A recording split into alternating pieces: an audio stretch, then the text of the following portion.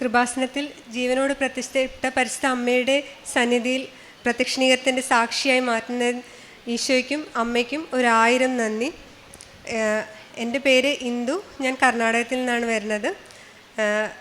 എനിക്കൊരു ഉടമ്പടി പത്രം കിട്ടിയിട്ടാണ് ഞാനിവിടെ കൃപാസനത്തിൽ വരികയും ഇവിടെ ഒന്ന് ഉടമ്പടി എടുക്കുകയും ചെയ്തത്. ഇത് എൻ്റെ 4ാമത്തെ സാക്ഷിയാണ്. ഞാൻ 2022 ഇവിടെ വന്ന് ഉടമ്പടി എടുത്തത്. ഇതിൻ്റെ 4ാമത്തെ സാക്ഷിയാണ്. നിയമാവർത്തനം 4:7 നാം വിളിച്ചപേക്ഷിക്കുമ്പോഴെല്ലാം ദൈവം ഇത്രയും സമീപസ്ഥമായിട്ടുള്ള വേറെ ഏത് ശ്രേഷ്ഠ ജനതയാണുള്ളത്. നമ്മൾ അമ്മയോട് എന്ത് വിളിച്ച് ചോദിച്ചാലും അമ്മ കൂടെ ഉണ്ടാവും. അതിൻ്റെ ഇഷ്ടംപോലെ സാക്ഷികളുണ്ട്. അതിൽ ഒരെണ്ണം ഞാൻ പറയുന്നത്, ഫസ്റ്റ് എനിക്ക് ജോബിൻ്റേതായിട്ട് എൻ്റെ രജിസ്ട്രേഷൻ ഞാൻ കർണാടകയിലാണ് വർക്ക് ചെയ്യണത്. അപ്പോൾ എനിക്ക് കേരള രജിസ്ട്രേഷനായിരുന്നു. അപ്പം എനിക്കത് കർണാടകയിലോട്ട് മാറ്റണമായിരുന്നു. അത് 2 മാസത്തിനുള്ളിൽ മാറ്റിയില്ലെങ്കിൽ എൻ്റെ ജോബിന് പ്രശ്നമായിരുന്നു. അത് സാധാരണ യൂണിവേഴ്സിറ്റിയിലെ കാര്യമെന്ന് പറഞ്ഞാൽ 1 വർഷമെങ്കിലും എടുക്കും. അത് നമുക്ക് ഡയറക്റ്റ് യൂണിവേഴ്സിറ്റിയിൽ പോയി പറയാനോ ഒന്നും പറ്റില്ല.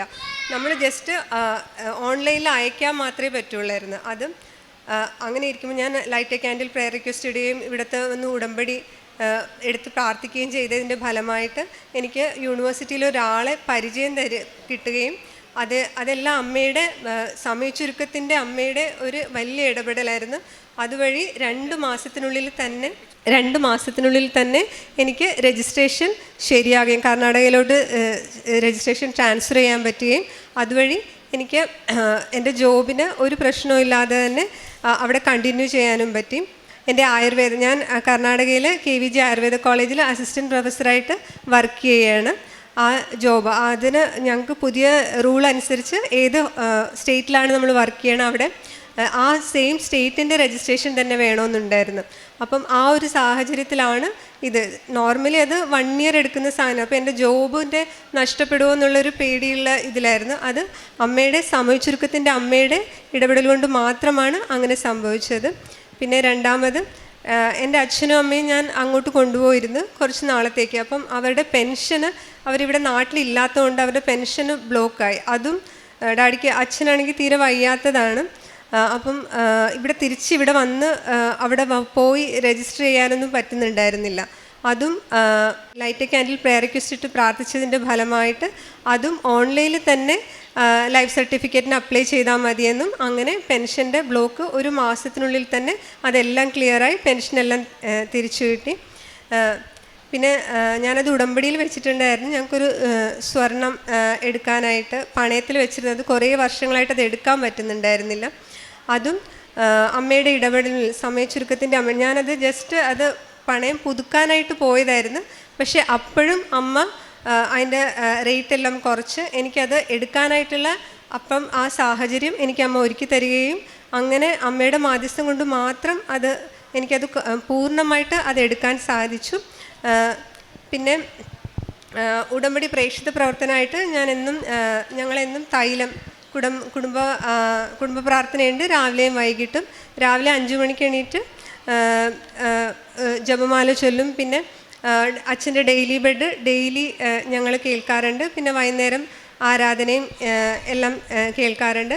ഡെയിലി നമ്മൾ പുറത്ത് പോകുമ്പോഴും വരുമ്പോഴും ഒക്കെ അമ്മയുടെ തൈലം തേച്ചിട്ടാണ് ഞങ്ങളുടെ കുടുംബത്തിൽ നിന്ന് ആര് പോകുന്നതും എല്ലാം. അപ്പം അമ്മയുടെ സംരക്ഷണം എല്ലാ കാര്യത്തിലും എവിടെ പോയാലും എന്താണെങ്കിലും എന്ത് പ്രാർത്ഥിച്ചാലും അമ്മ കൂടെ വരും. എന്തൊരു സാഹചര്യം ഒത്തിരി പ്രയാസങ്ങളൊക്കെ ഇടയ്ക്കിടയ്ക്ക് വരാറുണ്ടെങ്കിലും അതെല്ലാം ഒരു പ്രശ്നവുമില്ലാതെ അമ്മ അത് മാറ്റിത്തരും. അതിൻ്റെ തൈലം പുരട്ടി അമ്മയുടെ ഉടമ്പടി വസ്തുക്കളായ തൈലം പുരട്ടി പ്രാർത്ഥിച്ചതിൻ്റെ ഫലമായിട്ട് എനിക്ക് മുട്ടുവേദന ഉണ്ടായിരുന്നു. മുട്ടുകുത്താനെല്ലാം ഭയങ്കര ബുദ്ധിമുട്ടായിരുന്നു. അത് തൈലം പുരട്ടി പ്രാർത്ഥിച്ചതിൻ്റെ ഫലമായിട്ട് അത് മാറിക്കിട്ടി. അതേപോലെ ചെവി വേദന ഇടയ്ക്കിടയ്ക്ക് ഭയങ്കര കലശലായിട്ട് ചെവി വേദനയായിരുന്നു. അതിനും മരുന്നൊന്നും ഇട്ടില്ല. ജസ്റ്റ് അമ്മയുടെ തൈലം മാത്രം പൂശി പ്രാർത്ഥിച്ചു. പിന്നെ അതേപോലെ എൻ്റെ ഹസ്ബൻഡിന് ഫാറ്റി ലിവറിൻ്റെ പ്രശ്നം ഉണ്ടായിരുന്നു. അതും അടുത്ത ഫൈബ്രോസിസ് സ്റ്റേജിലേക്ക് മാറിക്കൊണ്ടിരിക്കുകയായിരുന്നു. അപ്പം അതിനാണെങ്കിൽ ശരിക്കും അത് റിവേഴ്സിബിൾ അല്ല. ഒരു പ്രാവശ്യം ഫൈബ്രോസിസ് വന്നു കഴിഞ്ഞാൽ നോർമലായിട്ട് അത് തിരിച്ച് കൊണ്ടുവരാൻ പറ്റില്ല. അതും അമ്മയുടെ ഉടമ്പടി തൈലം ഡെയിലി പ്രാർത്ഥിച്ച് വിശ്വാസ പ്രമാണം ചൊല്ലി പ്രാർത്ഥിച്ച് പുരട്ടിയതിൻ്റെ ഫലമായിട്ട് അതും പൂർണ്ണമായി മാറി. 10 വർഷത്തോളം ഉള്ളതായിരുന്നു. അതും അമ്മ മാറ്റിത്തന്ന്. പിന്നെ എൻ്റെ അച്ഛന് ക്യാൻസർ ഡിറ്റക്റ്റ് ചെയ്തിരുന്ന അതും അച്ഛനെ ഇവിടെ വന്ന് അച്ഛൻ്റെ ബ്ലെസ്സിങ് വാങ്ങി സൈത്ത് പൂശി പ്രാർത്ഥിച്ച് ആ ഉടമ്പടി ആരാധനയിൽ അച്ഛൻ ഉടമ്പടി ആരാധനയിൽ പറഞ്ഞ് വൈപോലെ ജംഗ്ഷനിൽ അമ്മ ഒരാളുടെ വ്യക്തിയുടെ വൈപോലെ ജംഗ്ഷനിൽ അമ്മ തൊട്ട് പ്രാർത്ഥിക്കുന്നു എന്ന്. വൈപോലെ ജംഗ്ഷൻ എന്ന് വെച്ചാൽ പഠിച്ചവർക്കൊക്കെ അറിയാൻ പറ്റും, അത് പ്രോസ്റ്റേറ്റിൻ്റെയാണ്. പ്രോസ്റ്റേറ്റ് ക്യാൻസർ ആയിരുന്നു അച്ഛന്. അപ്പം അത് ബയോപ്സി ചെയ്യുന്നതിന് മുമ്പായിട്ടായിരുന്നു. അതും ബയോപ്സിയിൽ ആദ്യം റിസൾട്ട് വന്നപ്പം PSA വാല്യൂ 15 ആണെന്ന് വെച്ചാൽ അത് ക്യാൻസറാണ്. പിന്നെ ഒരു മാസം കഴിഞ്ഞ് ഞങ്ങൾ ഉടമ്പടി വസ്തുക്കളും നേർച്ച വസ്തുക്കളെല്ലാം ഇട്ട് ഡെയിലി പ്രാർത്ഥിക്കുമായിരുന്നു. അതിൻ്റെ ഫലമായി ഒരു മാസം കൊണ്ട് തന്നെ അത്ഭുതകരമായിട്ട് അമ്മ അത് പൂർണ്ണമായും മാക്കി. PSA വാല്യൂ 0.04 ആയിട്ടുണ്ട്. അത് വെച്ചാൽ നോർമൽ വാല്യൂ ആണ്. അതും ക്യാൻസർ മാറ്റി തന്നു.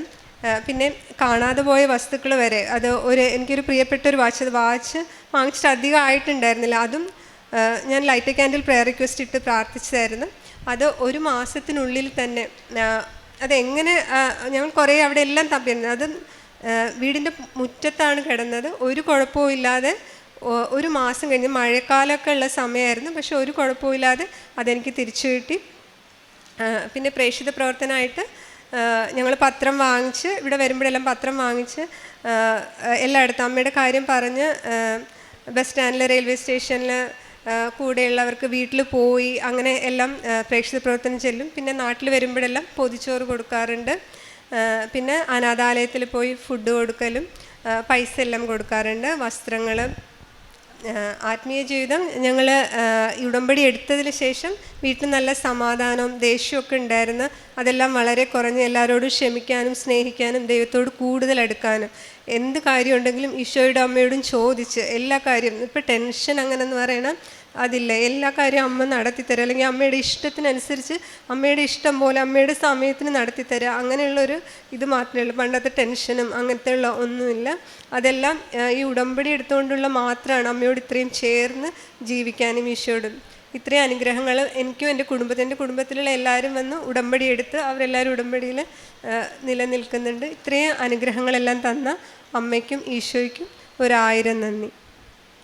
അവൻ സ്നേഹത്തിൽ എന്നോട് ഒട്ടി നിൽക്കുന്നതിനാൽ ഞാൻ അവനെ രക്ഷിക്കും.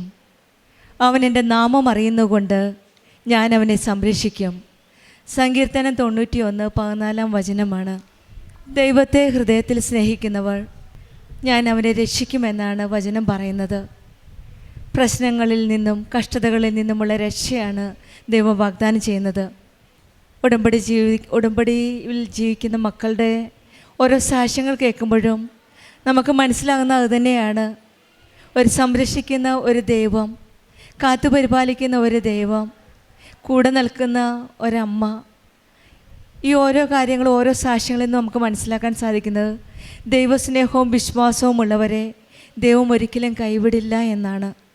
ഉടമ്പടിയിൽ ദൈവത്തെ സ്നേഹിക്കുന്നവർക്ക് രക്ഷയും ഉയർച്ചയും ഉറപ്പാണ്.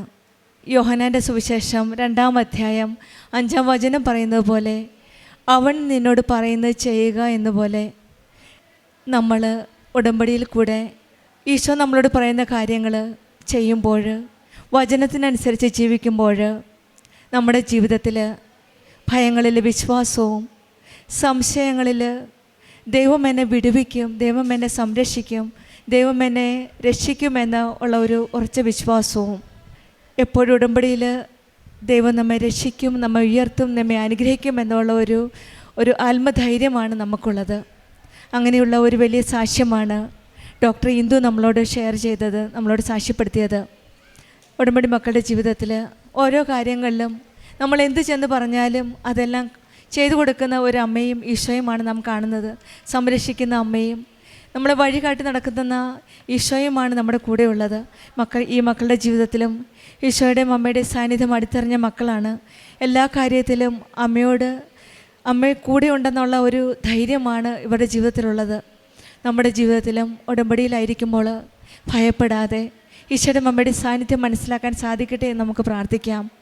ഓരോ കാര്യങ്ങൾ പോകുമ്പോഴും ഉറച്ച വിശ്വാസത്തോടെ നമ്മുടെ ഈശോയുടെ അമ്മയുടെ ഇടപെടൽ നമ്മൾ മനസ്സിലാക്കാൻ സാധിക്കുവാനും ആ കൃപയിൽ മുന്നോട്ട് ജീവിക്കുവാൻ സാധിക്കട്ടെ എന്നും ഇത് 5ാമത്തെ പുതുക്കലാണ്.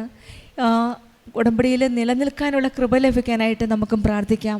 ജീവിതത്തിൽ എന്ത് പ്രതിസന്ധികൾ വന്നാലും ധൈര്യം നഷ്ടപ്പെടാതെ ഈശോയിലും അവലും പൂർണ്ണമായിട്ട് ഉറച്ച വിശ്വാസത്തോടെ ഉടമ്പടി ജീവിതം കൂടുതൽ തീഷ്ണതയോടെ, കൂടുതൽ ആത്മാർത്ഥതയോടെ, കൂടുതൽ വിശ്വസ്തയോടെ മുന്നോട്ട് നയിക്കുവാൻ ദൈവം നമുക്ക് കൃപ നൽകട്ടെ എന്ന് പ്രാർത്ഥിക്കാം. ഡോക്ടർ ഇന്ദുവിൻ്റെ കുടുംബത്തിന് ലഭിച്ച എല്ലാ അനുഗ്രഹങ്ങൾക്കും, പ്രത്യേകിച്ചും രോഗസൗഖ്യത്തിനും എല്ലാ ഈശോയുടെ അമ്മയുടെ ഇടപെടലുകൾക്കും നമ്മൾക്ക് നന്ദി പറഞ്ഞുകൊണ്ട് നമ്മൾ കരങ്ങളടിച്ച് ദൈവത്തെ മഹത്വപ്പെടുത്താം.